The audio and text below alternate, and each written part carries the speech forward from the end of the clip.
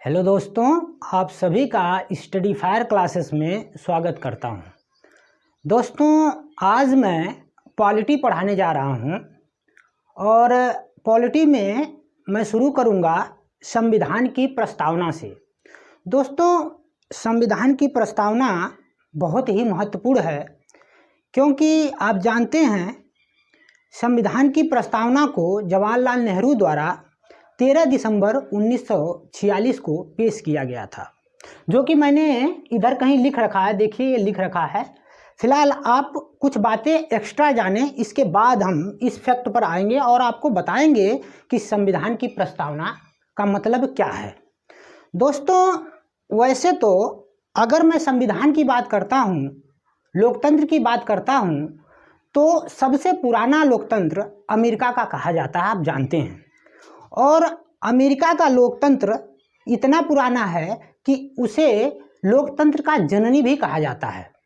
दोस्तों, आप जानते हैं 4 जुलाई 1776 को अमेरिका को आज़ादी मिली और 1789 में अमेरिका का संविधान लागू हुआ। ये बात तो अमेरिका की है, पर अपना जो संविधान बना वह आप देखेंगे, यहाँ मैंने डेट लिख रखा है। इसमें डेट मैंने कहीं ज़रूर लिख रखा होगा। ये देखिए, 26 नवंबर 1949 को संविधान बनकर तैयार हो गया हमारा, लेकिन लागू जो हुआ था वह 26 जनवरी 1950 को लागू हुआ था, जो कि यहाँ मैंने लिख रखा है। ये सारी बातें मैं अभी बताऊंगा आपको, पर मैं कुछ बातें बताना चाह रहा हूँ कि दोस्तों, सबसे ज़्यादा अगर संविधान की बात आती है तो BR अम्बेडकर का नाम पहले आता है। दोस्तों, कहा जाता है कि संविधान सभा में जितने लोग थे, सब लोगों ने जितना मिल के शब्द बोले थे, उससे ज़्यादा बाबा साहेब BR अम्बेडकर ने अकेले शब्द बोले थे। आप सोच सकते हैं, इसलिए उनको वैल्यू दिया जाता है और हम आप वैल्यू नहीं देते। ये संविधान सभा के लोग ही बाबा साहेब को बोले हैं कि वो मेन मुखिया थे, क्योंकि सबसे ज़्यादा महत्वपूर्ण योगदान अगर किसी का उसमें रहा तो BR अम्बेडकर जी का रहा है। दोस्तों, आइए मैं शुरू करता हूँ कुछ बातें जिसको आप ध्यान से सुने। केशवानंद भारती केशवाद मैंने 1973 जो लिख रखा है। केशवानंद केरल के रहने वाले मठाधीश थे। मठाधीश का मतलब कि मठ में साधु संत जो होते हैं वह थे। और दोस्तों, जब केरल राज्य जो था, वहाँ का ज़मीनी अधिग्रहण जब कानून लागू हुआ, वहाँ की राज्य सरकार ने लागू किया, तो वह अपने ज़मीन को बचाने के लिए, यानी जो मठ की ज़मीन थी उसे बचाने के लिए उन्होंने कोशिश किया कि भाई मैं जा कर के कोर्ट में केस लड़को जीत लूँगा। लेकिन हुआ क्या, उसका परिणाम कुछ दूसरा ही निकला। आप देखिए, केशवानंद भारती केशवाद जो 1973 है, इसने यह सिद्ध कर दिया कि अगर भारत में सर्वोच्च कुछ है, सबसे ऊंचा कुछ है, तो वह हमारा संविधान है। और हमारा जो संविधान है उसे ताकत किससे मिलती है? उसे ताकत मिलती है भारत की जनता से। भारत की जनता यानी हम भारत के लोगों से। दोस्तों, ये बात केशवानंद भारती केस ने सिद्ध कर दिया। और केशवानंद भारती केस जो था, उसने यह भी सिद्ध किया कि जो प्रस्तावना है वह भारत का, यानी भारत के संविधान का अंग है।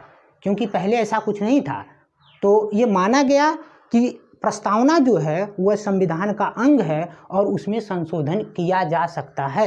यही कारण है दोस्तों कि जब आप देखेंगे 42वां संविधान संशोधन हुआ, जो कि 1976 में हुआ है, यानी 42वां संविधान संशोधन 1976 में जब हुआ, तो उसमें कुछ शब्द जोड़े गए, जिसमें से समाजवादी आप देख रहे होंगे, पंथ निरपेक्ष देख रहे होंगे, अखंडता जैसे शब्द जोड़े गए। इनका मतलब मैं बताऊंगा, आप चिंता ना करें, पर कुछ बातें हमारी सुन ले आप, जिससे कि आपको एक आइडिया, एक ओवरव्यू मिल जाए।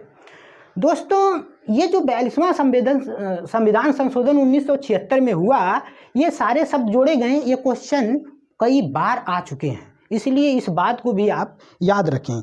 आइए तो पहले मैं प्रस्तावना को शुरू करता हूं और बाकी चीज़ें हम धीरे धीरे बताते रहेंगे।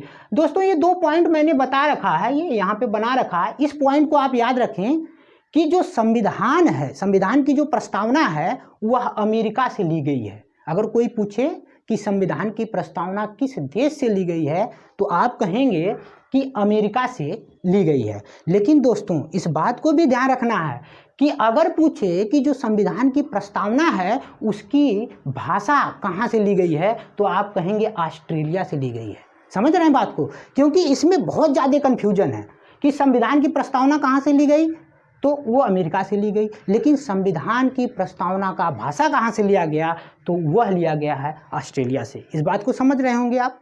ठीक है, तो आगे आइए, मैं संविधान की प्रस्तावना को पहले पढ़ता हूँ और फिर इनका मतलब मैं बताता हूँ। तो दोस्तों मैं पढ़ दे रहा हूँ, मैं ऐसा करता हूँ, मैं पढ़ दे रहा हूँ, आप इसको सुन लीजिए, आप इसको देख लीजिएगा। ठीक है। हम भारत के लोग भारत को एक संपूर्ण प्रभुत्व संपन्न समाजवादी पंथनिरपेक्ष लोकतंत्रात्मक गणराज्य बनाने के लिए तथा, ध्यान से सुनिए, तथा उसके समस्त नागरिकों को सामाजिक, आर्थिक और राजनैतिक न्याय, विचार, अभिव्यक्ति, विश्वास, धर्म और उपासना की स्वतंत्रता, प्रतिष्ठा और अवसर की समता प्राप्त कराने के लिए तथा प्रत्येक व्यक्ति की गरिमा और राष्ट्र की एकता और अखंडता सुनिश्चित करने वाली बंधुता बढ़ाने के लिए दृढ़ संकल्प होकर अपनी इस संविधान सभा में आज की तारीख 26 नवंबर 1949 ईस्वी को एतद द्वारा इस संविधान को अंगीकृत, अधिनियमित और आत्मार्पित करते हैं। दोस्तों ये मैंने प्रस्तावना एक्चुअली मुझे याद थी इसलिए मैंने पढ़ दिया, पर आपको ये चीज़ें याद ना भी हो तो कोई बहुत ज़्यादा परेशानी नहीं है। ये सारी बातें मैंने लिखा है। अब इसमें जो इसका मेन मतलब है इन शब्दों का हम बताते हैं। दोस्तों पहला है हम भारत के लोग। हम भारत के लोग, मैंने यहाँ लिख चुका है कि संविधान के स्रोत कौन है, यानी संविधान का स्रोत कौन है, तो वह हम भारत के लोग अर्थात जनता है। दोस्तों हम ही संविधान के स्रोत हैं। कहने का मतलब ये है कि जो संविधान को बल मिलता है या ताकत मिलती है वह हमसे मिलती है, आपसे मिलती है, हम लोगों से मिलती है। इस बात को ध्यान रखें। और अगर पूछे उसका स्वरूप क्या है, यानी प्रस्तावना का स्वरूप क्या है, आखिरकार किस प्रकार का जो है भारत होगा, इस देखिए, अगर इस तरह से आप संपूर्ण प्रभुत्व संपन्न समाजवादी, दोस्तों ये समाजवादी शब्द बहुत ही अच्छा है। एक्चुअली मैं कहूँ तो हमारा जो समाजवाद है यह नेहरू और गांधी के विचारों वाला समाजवाद है। दोस्तों यहाँ पे प्रेम से, भाईचारा से समानता स्थापित किया जाता है। समाज का मतलब ही होता है कि एक समान समानता स्थापित करना। दोस्तों ये जो शब्द समाजवाद है, अगर आप पढ़ेंगे तो ये समाजवाद जो शब्द है ये यूरोप से आया है। दोस्तों आप कार्ल मार्क्स का नाम जानते होंगे, बहुत लोगों ने सुना होगा कार्ल मार्क्स जी का नाम। वो बड़े बड़ियार जो है, आप देखेंगे तो उनका नाम जो है बहुत ज़्यादा लोग जानते हैं, क्योंकि उनका एक नारा है, आप सुनेंगे तो उस नारा को जो कि एग्ज़ाम में आ चुका है, दुनिया के मजदूरों एक हो जाओ। यह नारा उन्हीं का है, दुनिया के मजदूरों एक हो जाओ। अगर कोई आपसे पूछे कि ये किसका नारा है जिसने कहा है दुनिया के मजदूरों एक हो जाओ, तो कार्ल मार्क्स का नारा है। दोस्तों कार्ल मार्क्स ने जो है ये जो समाजवाद शब्द है इसका बिगड़ा हुआ रूप, साम्यवादी नीति के बारे में विस्तार से उन्होंने बताया है।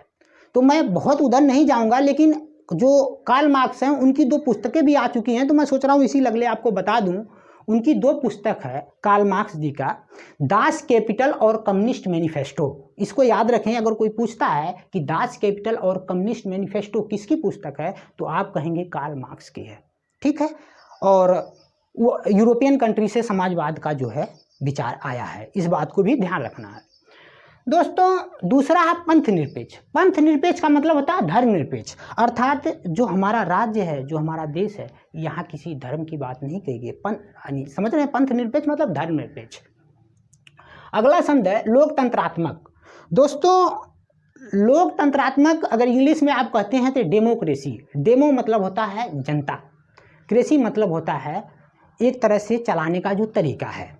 तो आप कहेंगे डेमो मतलब जनता, और डेमोगॉग मतलब होता है जो जनता को चलाता है, अर्थात मोदी जी को हम कह सकते हैं कि वो डेमोगॉग हैं हमारे, और हम उस डेमोक्रेसी के डेमो हैं, यानी जनता हैं। तो इस बात को भी याद रखें कि हमारा जो लोकतंत्र है इसमें लोगों का ही ताकत है और लोगों के ताकत से ही संविधान को ताकत मिलती है और संविधान हमारा सर्वोच्च है।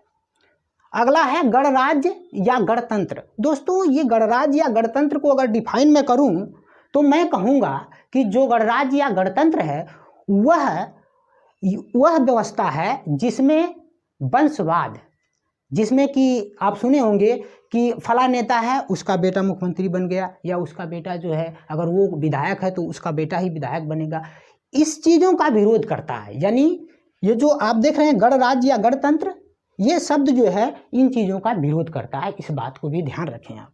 दोस्तों आगे आएंगे तो उद्देश्य, आखिरकार जिस उद्देश्य से हमारा संविधान की प्रस्तावना बनाई गई, आखिरकार इसका उद्देश्य क्या है, आखिरकार आगे जो चल के हमारा भारत कैसा होगा, किस लायक होगा, इसमें क्या क्या चीज़ें होंगी, कौन कौन से शब्द होंगे, किस विचार से चलेगा, ये सारी बातें इस चीज़ों में झलक रही हैं। आप जरा देखें ध्यान से।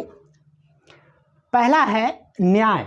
दोस्तों संविधान की प्रस्तावना में आपसे पूछेगा क्वेश्चन ऐसे आता है कि कितने प्रकार की न्याय की बात कही गई है, तो आप कहेंगे टोटल कितने प्रकार की न्याय की बात कही गई है, सामाजिक, आर्थिक और राजनीतिक न्याय। कितने प्रकार की न्याय, 3 प्रकार की न्याय। कौन कौन से, सामाजिक, आर्थिक और राजनीतिक न्याय।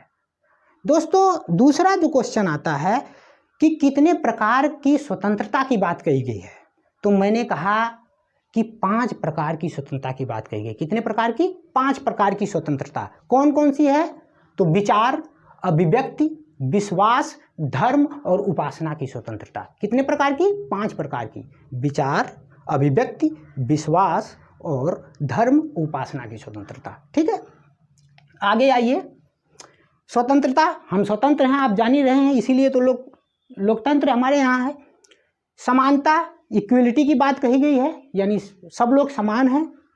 व्यक्ति की गरिमा। दोस्तों ये जो व्यक्ति की गरिमा है, आपने सुना होगा फला आदमी के ऊपर एलिगेशन लगा दिया और वो पहुंच गया कोर्ट में, मानहानि का केस ठोक दिया, तो ये चीज़ें आपने सुना होगा। यानी हमारी खुद की गरिमा है, आप हमें बदनाम नहीं कर सकते झूठी। अगर हम सच में बदनाम है तो आप करिए, कोई बात नहीं, लेकिन अगर गलत रूप से अगर हमें बदनाम करने की कोशिश करेंगे तो हम आपके खिलाफ केस भी ठोक सकते हैं। हमारी खुद की गरिमा है, समझ रहे हैं बात को।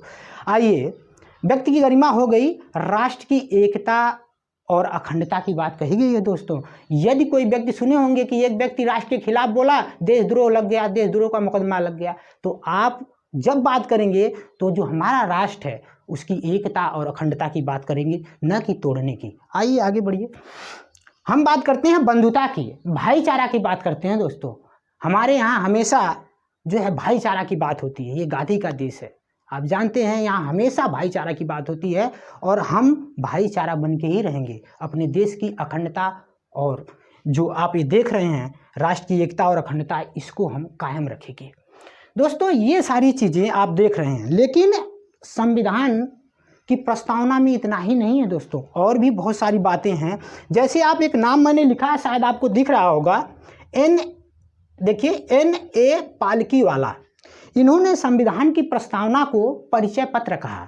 तो अगर क्वेश्चन बनेगा कि संविधान की प्रस्तावना को परिचय पत्र किसने कहा, तो आप क्या कहेंगे कि जो N.A. पालकीवाला हैं उन्होंने ऐसा कहा था। दोस्तों एक व्यक्ति हैं अलका दी कृष्णा स्वामी अय्यर, इन्होंने कहा था कि जो भारत की प्रस्तावना है, भारत की संविधान की जो प्रस्तावना है, वह दीर्घकालिक सपनों का विचार है। कहने का मतलब क्या है कि जो हमने इस समय सोचा है यही चीज़ें आगे लागू होंगी, इस प्रकार का हमारा भारत होगा, जैसा कि ये शब्द लिखे गए हैं। इस बात को समझ रहे हैं।